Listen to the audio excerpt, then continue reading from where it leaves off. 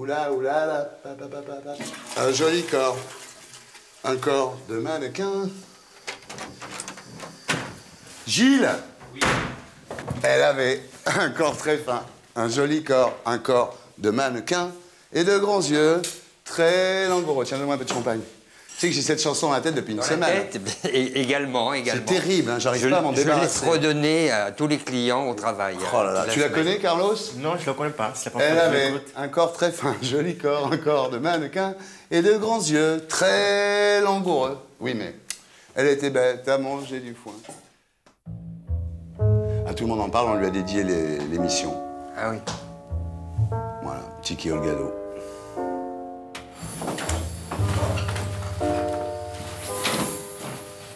C'est sympa. Très gentil, Tiki. Pardon. Je l'aimais bien, moi. Ah ouais, Gilles. Fais un peu grand genre, là. Fais un peu vrai maître d'hôtel, merde. Bonjour. Elle, bonjour. Je viens voir, je suis invitée par Monsieur Thierry Ardisson. Voilà, voilà. Qui? C'est un certain Thierry Ardisson, je crois. On peut s'embrasser, quand même. Ah bah oui, bien sûr. Ça va? On se connaît pas, hein? Non, on se connaît pas. C'est la première fois que je viens. Donc bon, je suis alors, un peu, écoutez, déshabillez-vous. Ah bon, écoutez. Alors, vous êtes dans le film de Jaoui et Bakri, là? Oui, exactement. Comme une image? Exactement, ouais. On a fini de tourner il n'y a pas très longtemps. Ouais. Et on a vu les premières images, là. Bon, bah alors, Carlos, la santé, Gilles, la santé du film. Salut, bonsoir. Si c'est aussi bien que Le Goût des autres, c'est... Je crois que ça va être très bien. Ah ouais, c'est bien? Le Goût des autres, moi, je chialais à la fin du film, tellement c'était beau. Ça vous handicape pas d'avoir été dans l'écurie AB? Non. Dans les quoi? L'écurie AB? Non. Non. Bah non, sinon je serais pas là. Mais personne ne le sait, en fait. Moi, je savais pas. C'est vrai? Non. Bah, j'étais très discrète, alors. Ouais, à l'époque, non, vous êtes j'étais petite, quoi. Non, ça m'a pas handicapée, ça fait partie de mon trajet. Mais je croche pas dessus, pas du tout, non, non. Ouais. Et vous voyez des gens de l'époque, comme Hélène ou... Non, j'en vois qui... Je tournais pas avec elle, mais j'en vois d'autres qui étaient... Qui, par exemple? Voir si je les connais. Je suis sûre que vous connaissez pas. Premier baiser, je connais pas, moi. Voilà, mais c'est pas possible, ça. C'est quoi, alors, dites-moi? Moi, je vous connaissais, comment ça se fait? Bah, mais... Moi, je connaissais Malorina Taf, qui avait pas de culotte, c'est tout. Oui, je t'arrête. Alors, dites-moi. À votre avis, quel genre d'homme il faudrait que je trouve? Un mec qui a une vraie passion et qui a de quoi s'occuper. Parce que si le mec il vous attend le soir quand vous tournez, ça va très mal se passer. Ouais, mais de toute façon, j'aime pas ça. Soit un mec qui fait le même métier, soit un mec qui fait un métier très prenant. Parce que sinon, bah, vous allez flipper, quoi. Je veux dire... Même métier, vous trouvez? Même métier ou un métier avoisinant, parce que sinon, ça va être terrible. Vous allez dire, écoute, je pars tourner avec Jaoui et Bakri à Nice pendant 3 jours. Si le mec il vous attend à la maison, il va flipper, quoi. C'est vrai. Ouais. Et là, c'est pas trop le cas pour le moment. Mais je vous appelle. Quand je pense que j'ai même pas votre numéro de portable. Non mais c'est insensé, la vie. C'est incroyable. Je pense que vous êtes là en face de moi, j'ai même pas votre numéro de portable. Chez vous. Ouais, donc c'est pas la dernière, mon ami. Ah oui, bon bah écoutez, je suis ravie. Thierry Ardisson. Vous connaissez Jamel Debbouze? Non, mais je vais le rencontrer, je crois. J'espère, ça m'étonnerait que ça soit lui, mais ça peut être lui. Ah bah, si ça peut être lui, je suis ravie. Thierry! Qui c'est? On revient! 4e étage. 4e.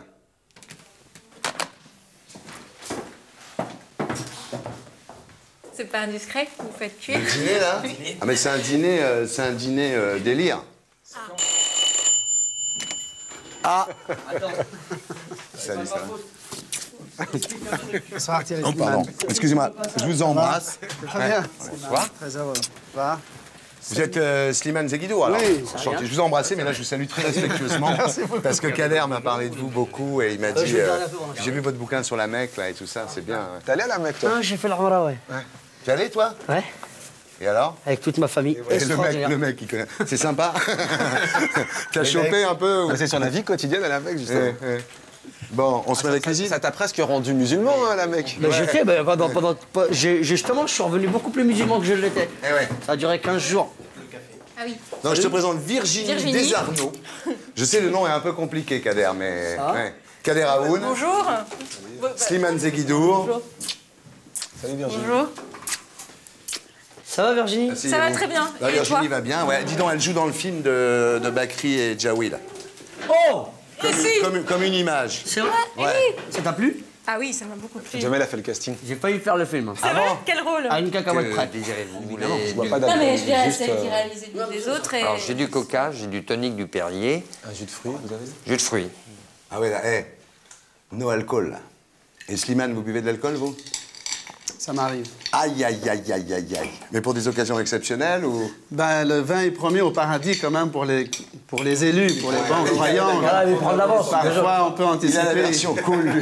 Lui, il a déjà la version mais cool. c'est normal, du il a soir. Mais c'est vrai que le Coran propose parmi les délices qui seront promis aux élus qui auront eu une vie irréprochable sur Terre, un peu de vin au paradis. oui. C'est une avance, c'est tout. C'est juste une avance, ouais. Mais c'est...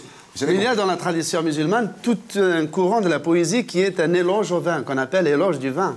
Ah Mais oui. le vin mystique, évidemment. Moi, je suis heureux de vous rencontrer parce que c'est vrai qu'en fait, on s'aperçoit... Enfin, moi, c'est vrai, comme je travaille avec Kader, on en parle de temps en temps, mais je m'aperçois de l'inculture des Occidentaux sur l'islam. C'est-à-dire qu'en fait, on sait... Et la réciproque est vraie aussi. Sur l'islam. En fait, moi, je me rends compte que, bon, on connaît 3-4 Mais trucs. au moins, en Occident, il y a des islamologues, alors que Ouais. chez les musulmans, il n'y a pas des, oui. des occidentologues. Ils voient ça avec vachement de Ouais, c'est vrai. méfiance. Ouais. Mais en fait, au-delà de l'ignorance, moi je trouve que ce qu'on oublie, surtout nous en France et en Europe, c'est que l'islam est une religion européenne et qu'il l'a été pendant 8 siècles en Espagne. Ouais. Et que dans les Balkans, il est depuis le 1380, Oui. lorsque les Turcs sont arrivés au Kosovo, ils ne sont jamais partis. Ouais, c'est vrai. C'est aussi une religion européenne. Tu sais que samedi soir, tu m'as mis les larmes aux yeux. Hein. C'était vraiment, vraiment excellent. Hein. Parce que j'avais vu le spectacle au Casino de Paris. Bon, c'était le début, donc ça allait très vite et tout. Et là, il a pris le... Enfin, tu prends le temps maintenant de bien... Il prend son temps, il fait... Puis alors, ce qui est étonnant, c'est comment tu incarnes les personnages qui sont pas toi, quoi. Comment tu joues le gardien de prison ou le truc et tout, vachement bien. Ouais, gentiment. Je me familiarise de plus en plus avec le texte. C'est vrai que il y a un moment, quand tu traverses comme ça, là, dans tous les sens, c'est Charlie Chaplin, tu vois. Donc je l'ai appelé, je lui ai dit, non, mais attends, là, c'est Charlot. Et c'est vraiment ça, c'est vraiment... c'est un personnage... On s'est refait les charlots, là, un peu cet été. Ah ouais, mais ça m'étonne pas. Hein. Non, mais ouais, non, mais. T'étais surpris, d'ailleurs. Tu vois, là, t'es passé de Puff Daddy à Charlie Chaplin, quoi. Mais là, ça, c'est les deux... C'est le côté obscur, c'est R&B 113 New Jack. Ouais. Et le côté super classe. Ouais, mais faut des trucs pour faire un homme. Non, mais j'aime beaucoup Puff Daddy. Ouais. Je préfère Chaplin de loin. Ouais. Mais en fait, vraiment, ça fait maintenant 10 ans qu'on se connaît avec Kader. Et c'est lui qui m'a fait découvrir tu sais, les stand-up comédies, vraiment. Ouais, ouais. Richard Pryor, Eddie Murphy, ces mecs qui, pendant 1 heure et quart, racontent ce qui leur est arrivé la veille. Ah ouais. Mais avec C'est génial, c'est le plus fort. une Ça t'arrive décontraction sur une scène. incroyable. Ouais. On les voit ça. pas en France, hein, ça. Non, Mais même eux, ils sont pas retransmis. Non, mais le stand-up, en France, les comiques, ils viennent sur scène, ils font des sketchs, tu vois. Bon, il y en a qui sont drôles, il y en a qui sont pas drôles. Mais là, si tu veux, bon, ce qui est génial, c'est qu'il arrive, il dit, je vais vous raconter ce qui s'est passé depuis qu'on s'est pas vu depuis 3 ans. Alors, il parle, effectivement, bon, le pognon qu'il a gagné, sa famille, la cité. Moi, je trouve que... En plus, ce spectacle, je trouve qu'il est vachement plus politique que le premier. Il y a des vrais trucs politiquement, un peu des fois, comme ça, tu vois. Non, mais c'est vrai que cette écriture, en plus, ce qui est incroyable, c'est que c'est ce que j'ai toujours voulu faire sans véritablement le savoir. J'ai rencontré plein de mecs qui ont fait la mise en scène de mes spectacles et qui m'ont emmené dans une direction qui ne me convenait pas. Et ce que je sais faire le mieux et ce qui m'amuse le plus, c'est ce que j'ai toujours fait dans les halls de bâtiments. Ouais. Raconter ce qui m'arrivait la veille. Le hall de bâtiment, t'as plus le droit d'aller, d'ailleurs. C'est terrible. Mais ils s'aperçoivent de plus en plus que c'est une connerie, cette C'est histoire. la parce qu'ils fin du arrivent pas à le gérer. stand-up, puisque les mecs, ils répétaient dans les halls de bâtiment. Mais c'est le dernier, lui, parce que maintenant, les mecs, ils ont plus le droit, si tu veux. Bon. C'est énorme. Il y a combien de temps que tu es rue du Four? Maintenant, 8 mois, quoi. Il y a les flics qui arrivent. Rue du Four, ouais, il appelle les flics un jour, et il y a le flic qui fait oui, je crois que le suspect est toujours sur les lieux. Et il a mis les photos de lui au mur. Tu trouves que c'est vraiment un autre monde? C'est-à-dire tu sens vraiment qu'il y a vraiment une telle différence entre guillemets, Saint-Germain-des-Prés, etc.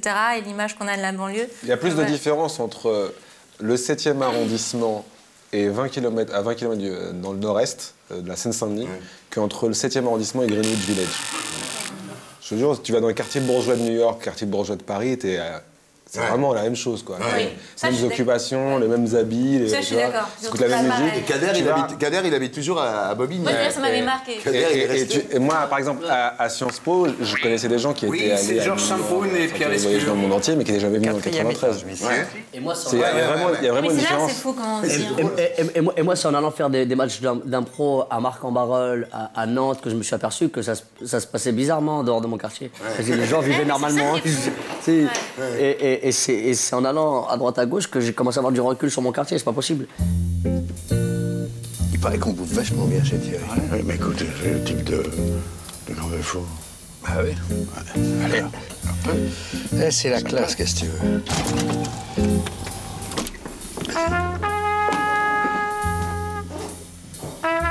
Non, mais ce qu'il dit, c'est bien aussi sur la tolérance zéro. Grille pas toutes les vannes, grille pas toutes les vannes. Non, mais tu vas y aller, Slimane, voilà. Messieurs, bonsoir. Bonjour. Je monte sur scène au sud décontracté de ma vie.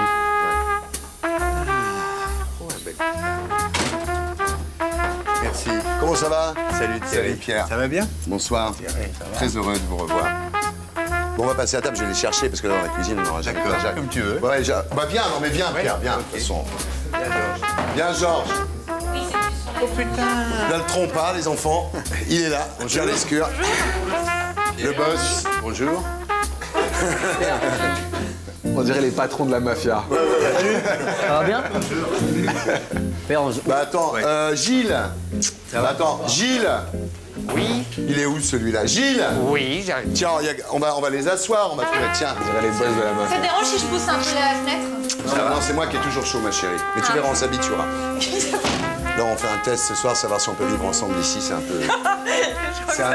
C'est un peu compliqué. Waouh! Rock'n'roll. Mais c'est vous qui jouez dans le film de Bakri Jaoui? Tout à fait. Ah, bravo. C'est un pro. Au revoir. Non, je l'ai pas vu, mais je serais... Ah, elle joue, absolument. Ouais. Qu'est-ce que t'en penses? Mignonne, non? Ah, Il y a que ça. En plus, mais vous avez de la chance parce que vous avez un rôle magnifique dans le... Ouais, c'est un très beau rôle. Parce qu'il faut vraiment Ouais. préciser. Ouais, Là, tu c'est un rôle très intéressant. Non, je connais le Mais nous, on fait connaissance, on se connaît pas, c'est la première fois qu'on se voit, donc j'ai essayé d'en savoir un peu plus. C'est très dur, très dur, mais j'y arriverai. J'y arriverai, j'ai toujours pas le numéro de portable. Ah non, maintenant, ça... Et toi, comment ça va alors, Frédéric, ça va? Écoute, ma femme va bien. Anna? Anna va très très J'ai vu bien. que tu avais appelé ta boîte de prod Anna Anna Rose, Rose, comme parce que Anna. c'est- oui, absolument. Ouais. Et à Londres, We Never Sleep. Oui, il C'est fallait drôle. trouver... Oui, parce que je me suis pointé à Londres, il fallait vite trouver un nom pour, avec les juristes. Pourquoi Rose? Anna Rose. Parce que c'est son deuxième prénom. D'accord. Et puis l'anglais, je lui ai dit bah, WNS. Ouais. Il me dit oui, d'accord. Et what it means? Bah, j'ai dit we never sleep. C'est vachement... We Never Sleep? Ouais, c'est vachement bien. Bah, chez WAM, c'est Work After Midnight. Ah, WAM, je savais pas. Qu'est-ce que c'est? Work After Midnight chez WAM. WAM, c'est Work After Midnight. Je croyais que ça voulait dire chez moi. On devrait faire une copro, on devrait faire une copro. J'ai We juste Never l'impression, Sleep. j'ai juste l'impression que je viens pour la première fois de ma vie de goûter du porc. Sans faire exprès. Dites-moi, Attends, chef. attends, Pierre, Slimane Zeguidour, qui s'y connaît, qui a fait des bouquins sur la Mecque et tout, nous a expliqué que le vin, au paradis, les musulmans ont droit au vin, et que quand ils en boivent un peu ici maintenant, c'est une avance en fait. Tu vois. Ah, moi je crois qu'on peut s'arranger avec Slimane. Mais c'est ça la difficulté des catholiques, c'est l'inverse. Tu bois sur terre et tu bois plus là. Ah, je suis sûr que ça c'est du jambon ça. J'en étais privé toute ma vie, arrêtez comme ça. Je vais faire connaître du jambon quand Quand j'en bois, je suis désolé. Je suis pas sûr que Slimane Zeguidour du soit le jambon quand j'en jambon. mange. Et merde. Et c'est bon ou pas? Bah, j'ai pas eu le temps de... Je suis dégoûté parce que je l'ai mangé machinalement comme un connard. Putain, je suis passé à ça de savoir ce que c'était. Je m'en rappelle plus, je suis dégoûté. Gaufre à la tomate, ça va. Chantilly. Ras el Hanout, c'est quoi? Ras el Hanout, c'est toutes les épices... D'accord. toutes les épices qu'on peut trouver au une. Maroc, voilà, en un flacon. Ras el Hanout.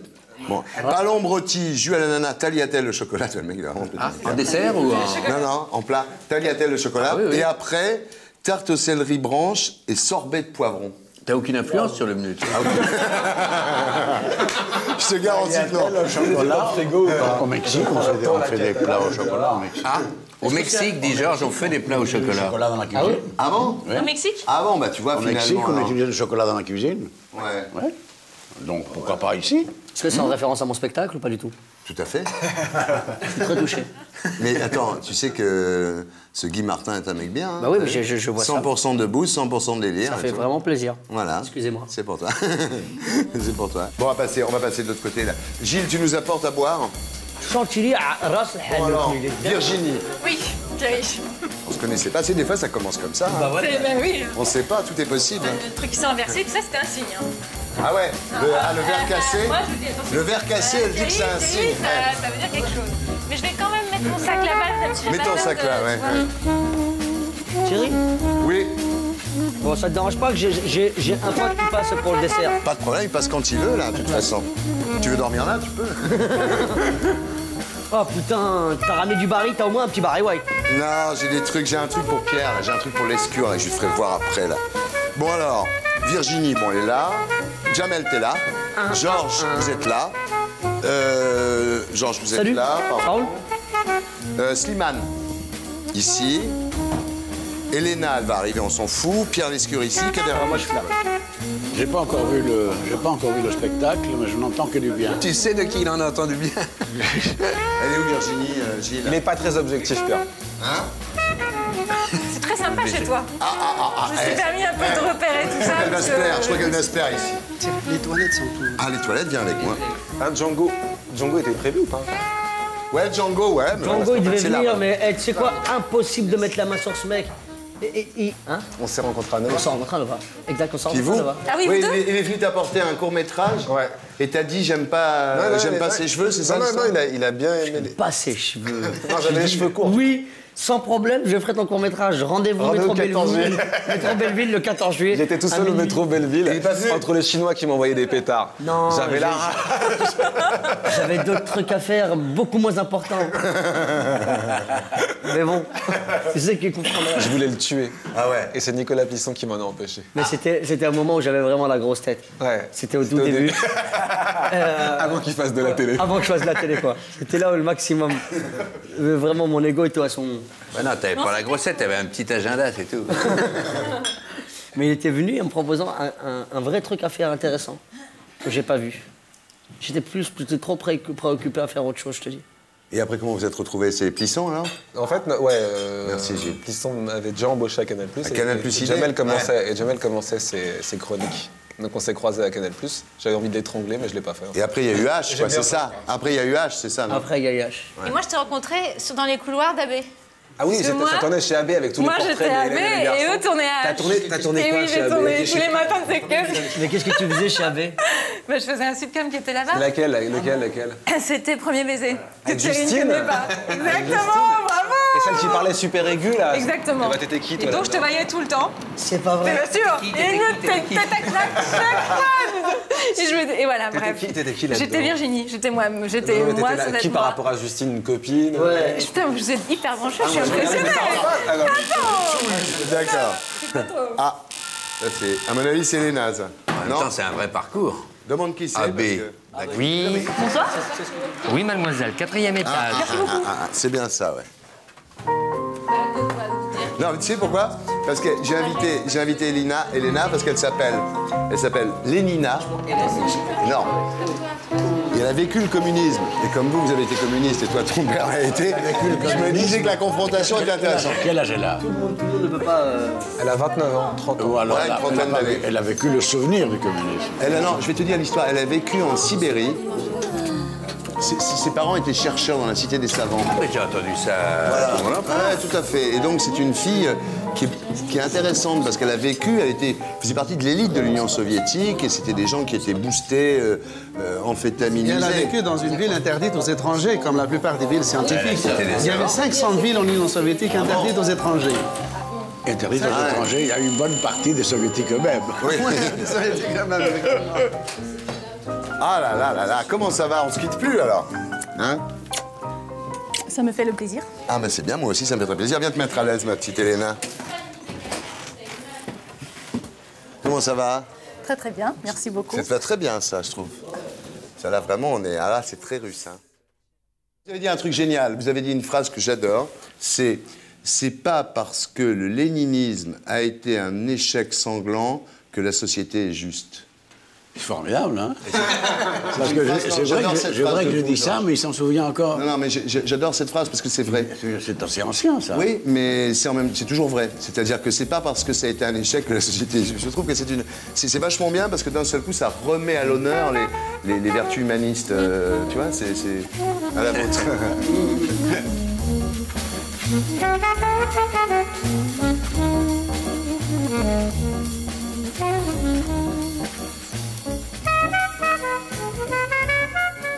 Non, mais ce que je disais avant que tu arrives, Elena, c'est que tu as été élevée dans la cité des savants et tout ça, et que tu as vécu vraiment... Mais c'était... Parce que Slimane nous disait que ces villes-là étaient interdites aux étrangers, c'est vrai? C'était interdit, c'est vrai, oui. Ouais. C'est des villes... Donc tu n'as pas vu d'étrangers pendant très longtemps? À la veille de capitalisme en Russie, on a vu les premiers lycéens français. C'était pour nous vraiment les gens, quand on a vu le premier black, c'était le choc parce que... ils sont plus... C'était la première fois qu'on a vu le garçon de couleur black. C'est extraordinaire parce que ce que tu es en train de me raconter sur la cité des savants, moi quand j'étais gamin, mes parents en parlaient. Je voyais des reportages dans l'UMA ou dans les magazines sur la cité des savants, ça existe donc. Ça a existé. Ça existe. C'est quoi la cité des savants? Excusez-moi, je suis un peu largué. Le système, c'est que Staline a voulu en 1953 créer une élite de la nation, une élite intellectuelle. Il a ramassé partout dans l'ex-URSS les meilleures têtes, les brillantes savants, les brillantissimes. Et ils ont les obligés de vivre dans le même endroit. C'est le haut niveau. Ils ont créé parce que non, j'ai révisé mes classiques. Ils ont créé les conditions exceptionnelles pour qu'ils vivent ensemble. Genre, ils ont donné à chacun la petite belle maison, les villas, les académiciens, ils ont eu les villas, bon, les appartements gratuits. Vraiment, il y avait tout. L'alimentation, il n'y avait pas. Tout était gratuit, hein, tout était gratuit. Tout était gratuit. C'est des privilégiés. Ils avaient des fruits exotiques. Ils avaient du lait concentré sucré. Mais pour les mettre dans les meilleures conditions, Ils avaient surtout des laboratoires formidables. Il n'y a pas seulement ça. Ils avaient de quoi travailler. Déjà, il faut dire que ils avaient des laboratoires, ils avaient tous les instruments pour travailler. Parce que sinon... Excusez-moi, plus incroyable, c'est qu'ils ont créé les conditions de travail exceptionnelles. Voilà, tout était exceptionnel. Ils vivaient dans des conditions idylliques. Un peu comme notre cité, mais à l'envers. Sauf que peut-être il y avait une certaine légère surveillance de KGB qui n'était pas très agréable. Et surtout, il y avait aussi l'interdiction de sortir de cet endroit. Ils ont pu exactement voyager. comme dans nos cités, c'est joli. Attends, c'est bizarre. Il y a plus de 3 savants. Il y avait un périph'. La cité des savants. Attends, franchement, c'est pas loin. Hein. Pas loin. C'est vrai que tu as une culture, c'est vrai que un des avantages du communisme, c'est vrai, c'est que l'éducation était supérieure à ce qu'elle est ici. Moi, je me souviens quand j'allais en Tchécoslovaquie à l'époque, ou dans des pays comme la Roumanie, les gens étaient beaucoup plus savants. Ils étaient mieux instruits, je dis pas mieux éduqués, mais mieux instruits. Instruits, c'est exactement le mot. Mais c'est vrai. En Allemagne de l'Est aussi, c'était vérifiable. Chaque simple famille des soviétiques moyens, elles ont possédé des bibliothèques de livres exceptionnelles. Ça, je suis nostalgique. Akadem Novgorod. Akadem Gorodok. C'est où? C'est en Sibérie, c'est sous Novosibirsk. C'est à combien de Moscou? C'est très loin. C'est à 4 heures d'envol de Moscou. Mais ça y est, je sais où je t'ai vu.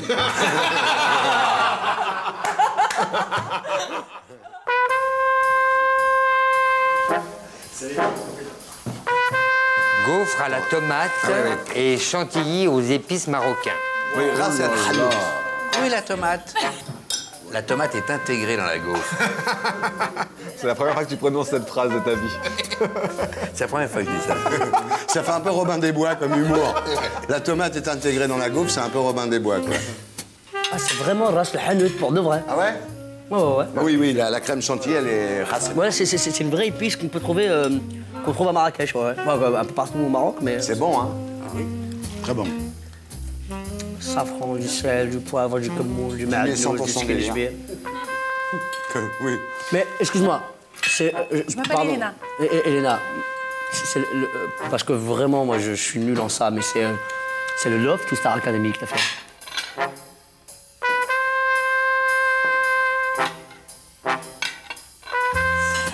Moi, je fais d'abord l'école maternelle, après je fais une école, après je fais l'université. Et de quelle période de ma vie vous parlez?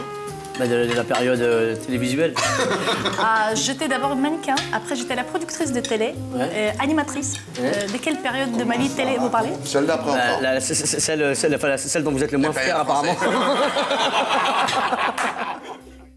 Rempli de caméra. Non, parce qu'on m'a proposé de faire de la People, je me souviens en fait. Comme un des participants ou... Comme invité. Il y avait des invités dans le truc. Il y avait Doc Gynéco. Mais il y avait Smaïn, il y avait Masloum. Il y a une histoire entre Doc Gynéco et toi. C'est comme Doc Gynéco pense, ou il prétend. Ce qu'il a raconté en tout cas. Moi, je le crois en tout cas. Moi, Bruno, je le crois. Non, franchement. Je le connais bien. Je le crois, et c'est pas le genre de mec qui sortirait ce genre d'histoire s'il n'y avait rien eu. Et avant Doc Gynéco, vous portiez pas la casquette. Mais toi, tu parles pas beaucoup du voile hein, dans ton spectacle, quand même. Non, mais c'est vrai que... Ça arrive. Tu sais, à la fin du spectacle, je fais monter tout le temps quelqu'un sur scène. Et 5-6 fois, on a eu des petites demoiselles voilées qui étaient là pour... C'est très drôle en général. Ouais, c'est très drôle et c'est ludique même. Enfin, j'espère. Ouais, je m'amuse bien. Mais ouais, on s'est mis à écrire... C'est dur de dire des trucs intelligents sur le voile. Le voile, c'est dans le Coran ou pas?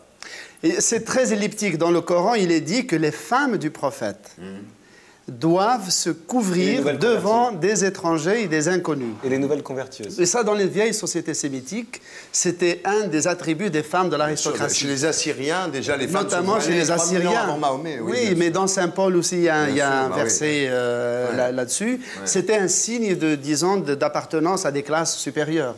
Et comme c'était les femmes du prophète, bien entendu, elles étaient dans les classes nobles. Et les musulmanes, étant elles-mêmes musulmanes, donc d'une foi supérieure, devraient aussi suivre adopter le même attribut.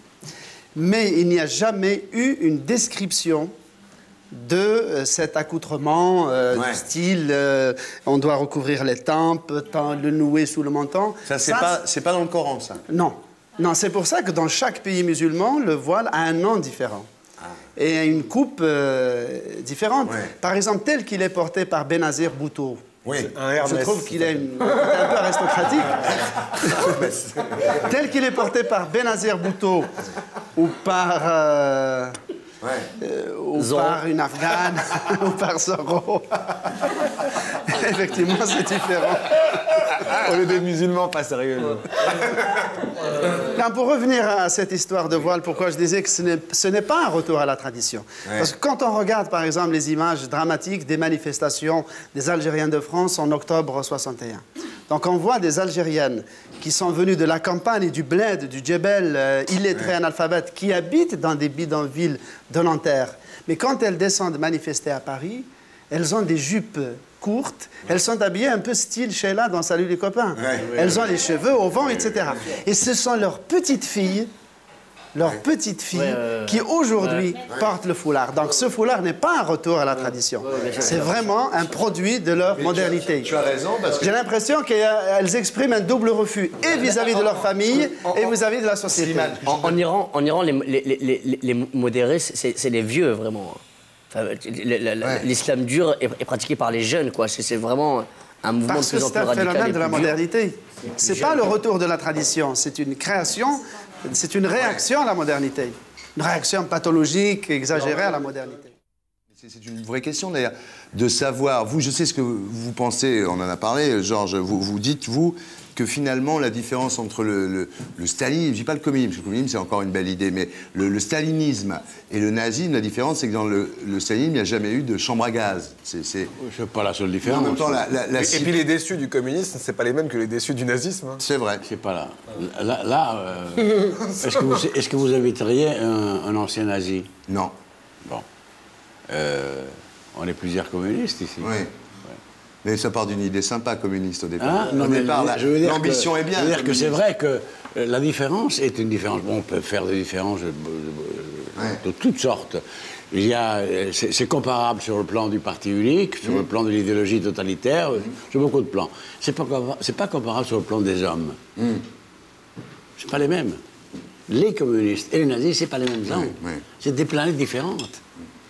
Même si ça disons que chez les uns, il y avait un racisme de race, et chez les autres, un racisme de classe. Oui, et un racisme de classe qui était dans l'idée que cette classe allait faire disparaître les classes. Oui. Il y avait la volonté de classe pour faire disparaître les classes. C'est vrai qu'il y a quelque chose... Cela dit, il n'y avait pas de chambre à gaz, c'est une différence notable, mais quand on voit les camps au Kazakhstan, l'archipel du Koulag, à Semipalatinsk et Karadanga, où il fait moins 70 degrés en hiver... La chambre à gaz, c'est le froid.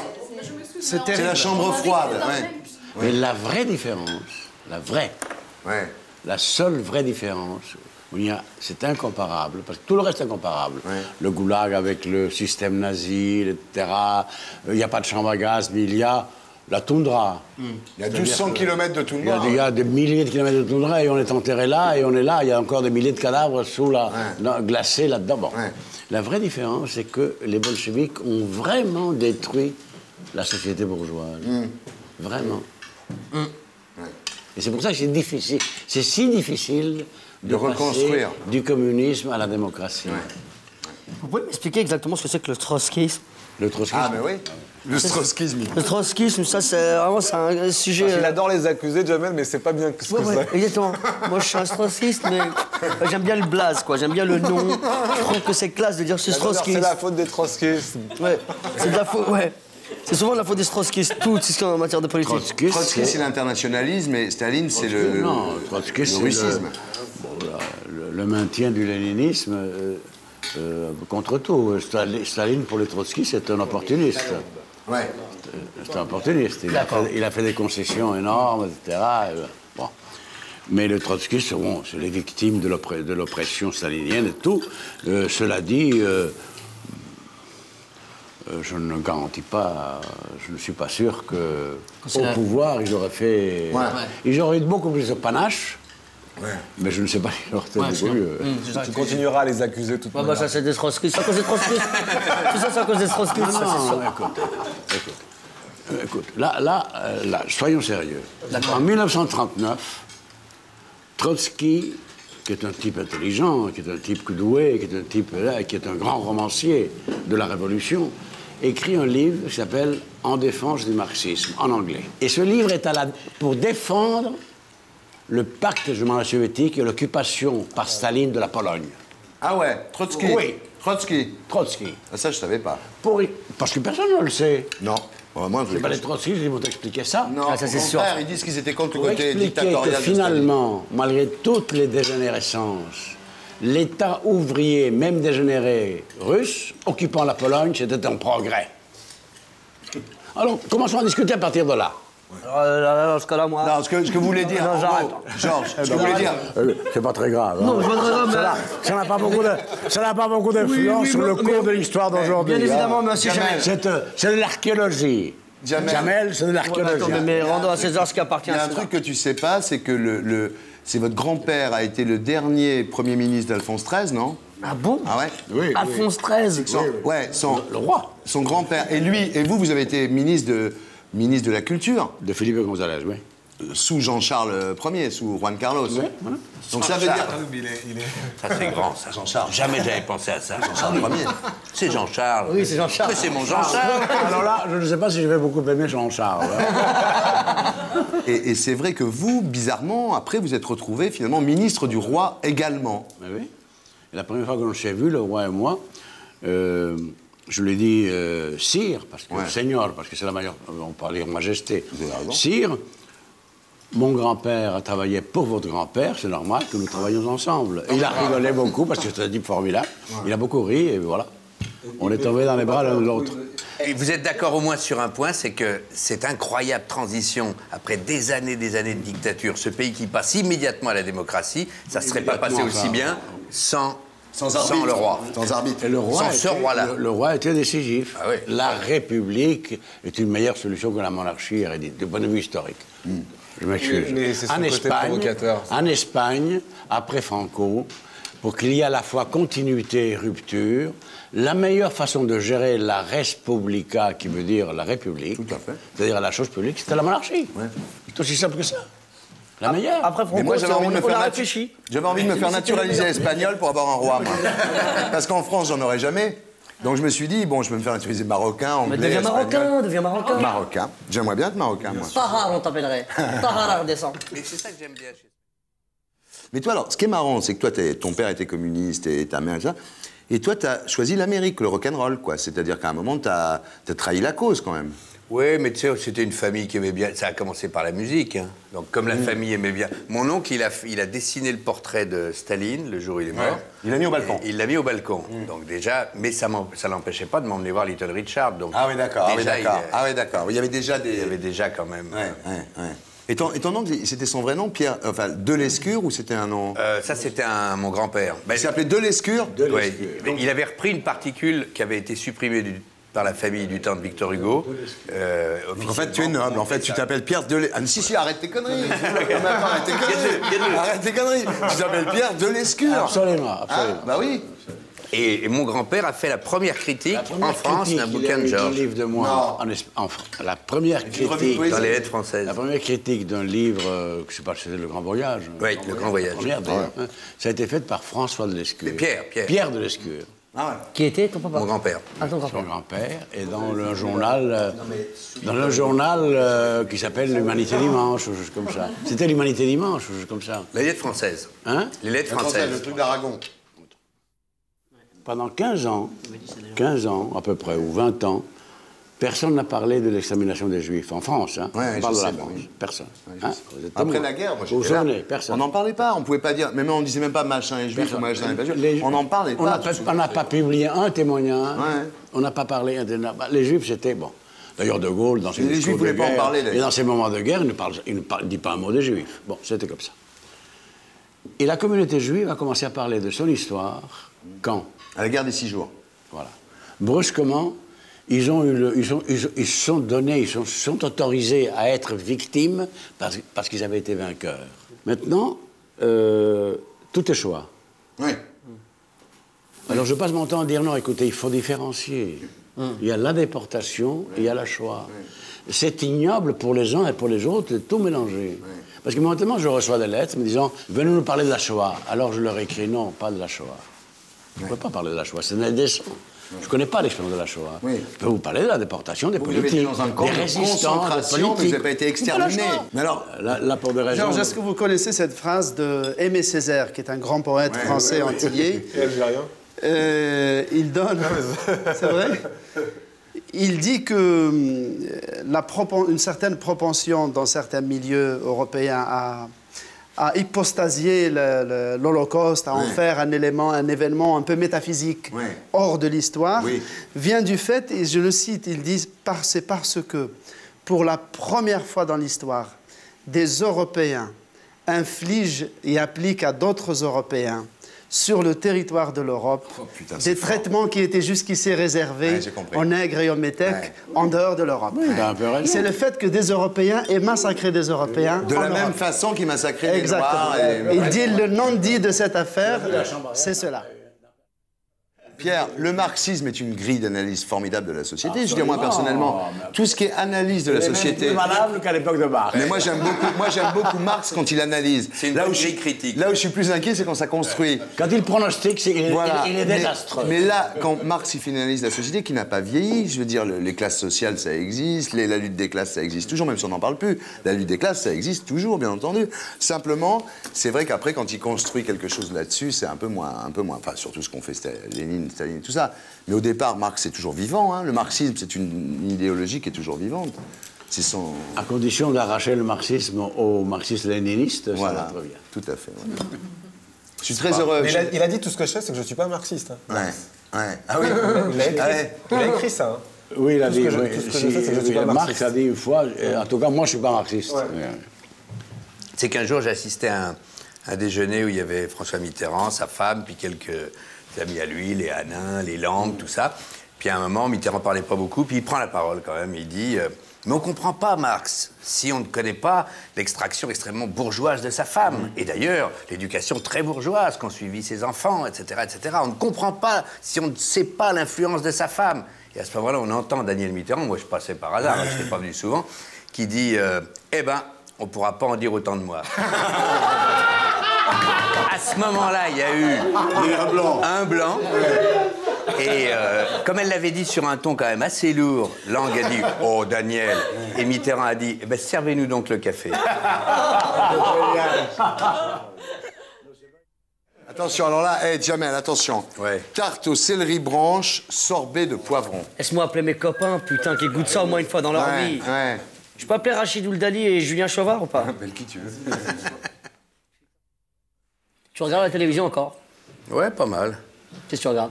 Je regarde les talk-shows. Ouais. Je regarde les journaux. Le foot. Voilà. MTV Base de temps en temps. Oui, bien sûr, Voilà. ouais, les thématiques, Tout ça, ouais. beaucoup. Et la rentrée de Canal, alors? Non, mais j'ai pas grand-chose à en dire, sinon C'est vrai que... qu'on s'en fout un peu, non? Oui, d'abord, je regarde pas beaucoup.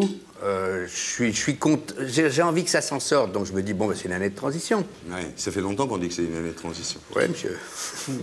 Mais voilà, quoi. Mais c'est vrai qu'on s'en fout un peu à ce temps-là. C'est marrant, c'est sorti du paysage. Ouais. Bah, il faudrait que ça revienne, parce qu'il y a quand même Mais 4 t'étais pas- millions de mecs qui payent, quoi. T'étais pas censé travailler sur Canal à un moment donné, toi, Thierry? On s'est raté. Ouais. Pierre et moi, c'est une histoire terrible parce que un jour, il est venu dans Tout le monde en parle. Et en sortant de Tout le monde en parle, on était les bouffées au cost. Et je lui ai dit, mais tu te souviens dans Aftermath, I'm Going Home, 11 minutes 35. Ah putain, génial et tout. Et on s'est rendu compte, c'est horrible. On s'est rendu compte qu'on s'était raté.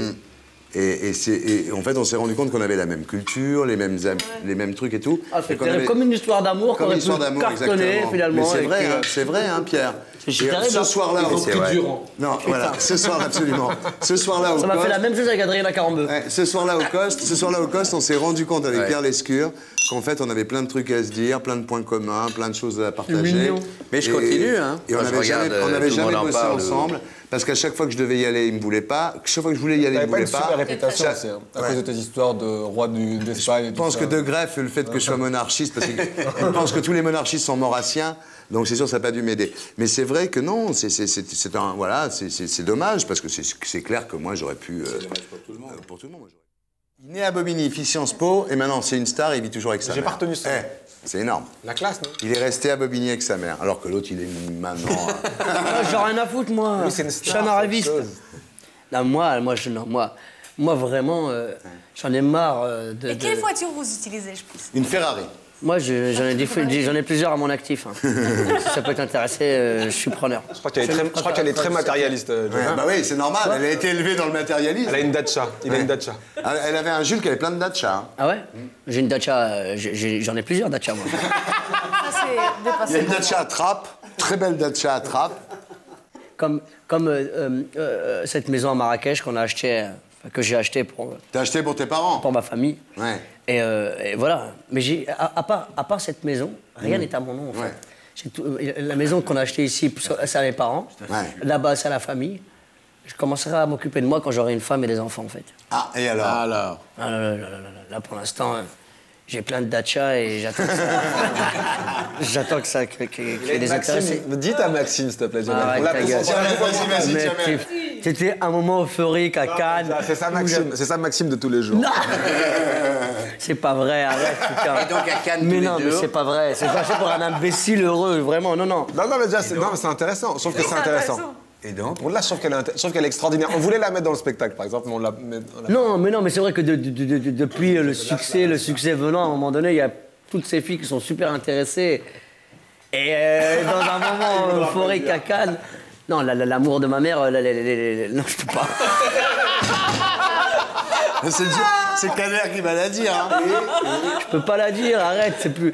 Non, Dis-le, maintenant tu es obligé de le dire. ah putain, vous m'avez la pression sur cette Maxime, Vas-y, vous êtes vas-y, pas lourd. vas-y, Non, vas-y. mais il faut remettre ça dans le contexte. Mais Ça y est, on l'a. Vous êtes tout à fait dans le contact, c'est justement. j'ai du mal, hein. C'est la première fois Elle est que... dure, hein. Non, elle est dure quand même, mais parce que là, Dis-moi, je vais dire si elle est dure. Vas-y. Non, mais c'était pas que grand-chose, mais faut remettre dans le contexte, on est d'accord? L'amour de ma mère, les shots des meufs. C'est ça. Non, je comprends que je l'ai pas mis dans le spectacle, mais bon. Jamel! Il m'a niqué ma carrière en une phrase. Moi, je vais dire, personnellement, Jamel, je vais dire, moi, j'ai une maxime, l'amour de ma mère, la chatte des meufs. Mais c'est une maxime de ma cité à moi. Et j'imagine que ça te choque un petit peu ce que je dis, mais en même temps, il faut que tu admettes ça aussi, on est différents. Bon, maintenant, je vais te faire un cadeau. Gilles, je te présente Jamel Debbouze et tout. Ah.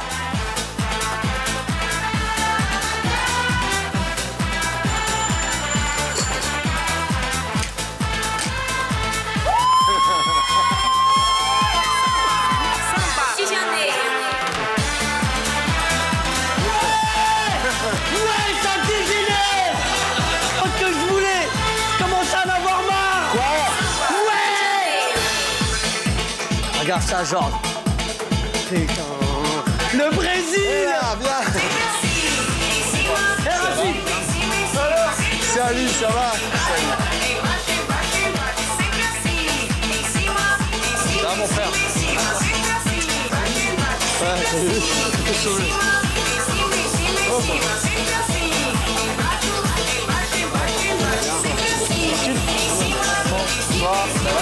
Bonsoir. Ça va? Mais Karim, c'est le compagnon de route de tournée depuis toujours, en fait. Ça fait combien de temps ta première date avec Karim dans les coulisses, c'est quand? Ah, franchement, il y a à peu près 12-13 piges. Par contre, ils ont 13 ans de métier, les deux. 12-13 ans. Brock et Schnock. Tu te rappelles à Gap? Tu te rappelles de Gap? C'est incroyable. On a été joué à Gap chez des racistes. Une des premières dates professionnelles. À Gap, c'était dur, vraiment, parce qu'on a été joué chez un boulanger qui avait un café-théâtre. Il avait fait une boulangerie-café-théâtre. Classique. Ouais. Boulangerie au fond, qui donnait sur la rue, et café-théâtre au fond du magasin. Et il nous avait prêté un petit appartement là-haut. Et je me rappelle, quand on arrivait tous les deux, il y avait une grosse baignoire au milieu. Je trouvais ça incroyable. Je me dis, on arrive, il y a une grosse baignoire. Et moi, mon kiff, c'était vraiment une piscine pour moi presque. Et on l'a remplie d'eau chaude. Moi et mon frère, on attendait que ça se remplisse comme ça, comme des cons. Et il nous a dit, bon les gars, moi, je vous donne 150 francs par jour, plus vous pouvez prendre 4-5 pains au chocolat chacun. Véridique. Et je me dis, c'est mortel, là, c'est vraiment le plan du plan, quoi. Mais je vais prendre une douche aussi, moi, avec. Enfin, un bain, quoi. Et puis, je remplis la baignoire d'eau chaude. Et puis, la baignoire, c'est pas tout à fait rempli. Et il rentre comme un fou dans la pièce. Il dit, bande de petits connards! Vous avez niqué toute l'eau du village! Je me dis, mais comment ça, l'eau du village? Il me dit, ouais, bah putain, mais comment on va faire? Et je te jure, ils avaient un ballon d'eau chaude, tu sais. Et puis, le soir, c'était à moi de jouer devant tout le village. Je te jure. J'arrivais avec une djellaba Lacoste et une parabole sur le dos. J'étais avec ma femme au téléphone et je cherchais la chaîne marocaine. Et lui était régisseur lumière. Et puis, j'arrive, première vanne, d'habitude, elle fonctionnait. Là, rien, le mec. Ils pensaient tous à l'euro. Deuxième vanne, rien. Troisième vanne, mais je te jure, pince, rien. Et au bout de la quatrième vanne, j'entendais un mec mort de rire. À la dernière vanne du dernier sketch. Tout mis dans la dernière vanne. Je balance la réplique, alors je la vends même plus, carrément, je la balance. C'est comme... J'y croyais plus du tout. Et là, je te jure, rire, applaudissements. Il s'est passé un truc derrière toi? Presque standing ovation. Et puis quand je suis sorti de scène, le mec, il m'a dit, tu nous as niqué l'eau, mais on a passé une soirée moyenne. Donne-moi un peu de poire et puis on va porter un toast à Jamel. Promets. Non, arrêtez. Moi, je propose qu'on porte un toast à la Russie et à la Russie éternelle. À son PNB. Hein, c'est ce qu'on parle. Son PNB.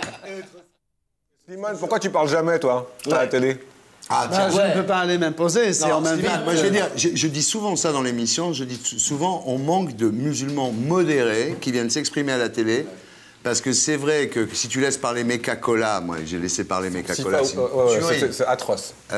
Comment il s'appelle? Le patron de flic. Ouais, le patron de Meka-Cola. Oui, après que tu as des mecs qui viennent qui sont vraiment des types extrêmement violents et tout ça, et rarement on a à la télévision des musulmans comme toi qui disent voilà, c'est cool. Mais c'est l'air du temps qui veut ça. Moi d'abord, je ne suis pas communautariste, donc je ne me prétends pas représentant ou incarnation d'une mouvance musulmane modérée. D'ailleurs, je trouve l'expression musulman modéré comme infamante. Assez insultante. Je la trouve infamante parce que ça veut dire qu'un musulman modéré, c'est comme si tu disais d'un fauve qu'il est dompté ou que ses griffes ont été limées d'une certaine manière. Exactement. Musulman, on ne dit pas un chrétien modéré. On n'est jamais un chrétien modéré, t'as raison. Ben oui, musulman modéré. Un nazi modéré. Un nazi modéré. Et donc, déjà accepter d'endosser la réputation de musulman modéré, c'est une. C'est déjà une monstrueuse. Non, moi, si en plus, tu portes bien la veste en cuir. Il y a un temps où j'étais plus souvent invité. En plus, si vraiment tu vois que c'est chiant, tu peux prendre une comment on appelle ça, un Aude. Un Aude, tout de suite. Moi, je suis journaliste, donc je ne critique pas les médias, mais je pense que depuis le 11 septembre, et Dieu sait si j'ai critiqué les islamistes, j'ai écrit des livres, moi. Il y a déjà 15 ans où j'avais pourfendu les barbus, les islamistes, l'inégalité juridique qu'il peut y avoir dans la charia entre hommes et femmes, croyants et incroyants. Bref, je n'ai absolument aucun complexe. J'ai tapé, je le ferai et je republierai ça sans aucun complexe. Et je trouve même que l'honneur d'un intellectuel, c'est de critiquer les siens, à charge pour les autres d'en trouver les mérites. Exactement. Bon. Mais cela dit, je trouve que depuis le 11 septembre... Il faut que tu fasses plus de télé. Dans notre... Moi, je suis... Non, je dis juste ça. Dans notre pays, je pense qu'il y a une espèce... Il y a de vieux préjugés anti-arabes qui ont été délégitimés par la décolonisation et qui, après le 11 septembre... Ce mur s'est effondré. Et il y a aujourd'hui, les vannes sont ouvertes. Bien sûr. Et il y a des vomissures anti-arabes sous prétexte de dénonciation de l'islamisme. Parce que de même qu'un certain antisionisme extrême cache un antisémitisme, un certain anti-islamisme n'est qu'un masque de l'anti-arabisme. Tout simplement. C'est vraiment ça. Président. Slimane, au nom de toute la communauté. On t'offre le monde. Je vous décerne ce prix. Le monde est à toi, Slimane. Je peux pas te dire mieux. Pour revenir à ces gosses de cité qu'on traite d'antisémites, vraiment, c'est pas des antisémites, loin de là. Je te dis, ils savent même pas ce que ça veut dire pour la plupart. C'est juste des frustrés, des mecs qui vivent dans des cages à poules, entourés de cafards, ça sent la pisse partout. Et des imbéciles. Ouais, il y en a aussi, forcément. Des imbéciles, mais il y a aussi des mecs en colère. Voilà, ils sont pas violents, mais c'est ce qu'on a essayé d'écrire avec Jean-Pierre Bacry pendant très longtemps. Les mecs, tu les traites comme des chiens, ils se comportent comme des chiens, traitez-les normalement, ils se comporteront normalement. C'est quand on a commencé à me dire que t'es un mec bien, continue, que j'ai envie de continuer, de faire plaisir aux gens autour de moi, c'est mathématique, quoi. Enfin, voilà, quoi. Non, mais il y a une manière de mettre à l'index tout le temps. Non, mais les jeunes rebeux de banlieue, ils inventent, par exemple, les tournantes. Les tournantes, des viols en France, il y en a des centaines de milliers par an, et des viols collectifs, il y en a autant. Mais il y a un viol plus grave que les autres, c'est les tournantes. Tu sais, parce qu'évidemment, c'est encore cette histoire de... On s'intéresse à la condition de la femme dans les cités.